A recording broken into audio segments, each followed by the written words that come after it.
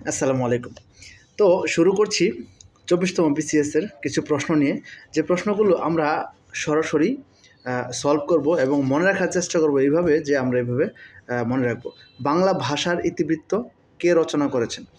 আপনারা সকলেই জানেন ডক্টর মোহাম্মদ শহীদুল্লাহ বাংলা ভাষার ইতিবৃত্ত রচনা করেছেন। তিনি আরও কয়েকটি বই লিখেছেন। এটি হচ্ছে বাংলা সাহিত্যের কথা নামে আরেকটি বই লিখেছেন তিনি।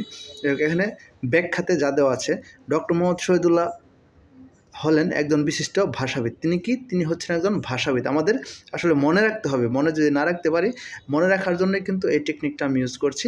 আসলে আপনাদের সাথে শেয়ার করব, সেই সাথে আমি নিজেও মনে রাখবো এইজন্য আর কি। যাই হোক, তিনি ভাষাবিদ, ভাষাবিজ্ঞানী, গবেষক, শিক্ষাবিদ। তিনি কিন্তু গবেষক এবং শিক্ষাবিদ। তার জীবদ্দশায় তিনি অনেক গবেষণা এবং ভাষাতত্ত্ব প্রবন্ধ গ্রন্থ রচনা করেছেন।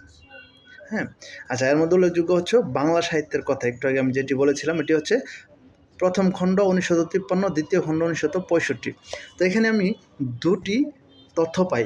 এটি হচ্ছে বাংলা সাহিত্যের কথা যে গ্রন্থটি লিখেছেন, এটি দুইটি খণ্ডে। প্রশ্ন আসবে কীভাবে, যে বাংলা সাহিত্যের কথা এটি কত খণ্ডে রচিত হয়েছে? এটি 2 খণ্ডে রচিত হয়েছে।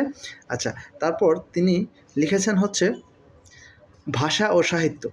ভাষা ও সাহিত্য, তার একটি বই হচ্ছে ভাষা এবং সাহিত্য। বাংলা ভাষার ইতিবৃত্ত, অর্থাৎ যে প্রশ্নটি আমরা পড়েছি সেটি হচ্ছে বাংলা ভাষার ইতিবৃত্ত 1965 সালে। যাই হোক, ডক্টর মোহাম্মদ শহীদুল্লাহ সম্পর্কে এই তথ্যগুলো আমরা জেনে রাখবো ইনশাল্লাহ।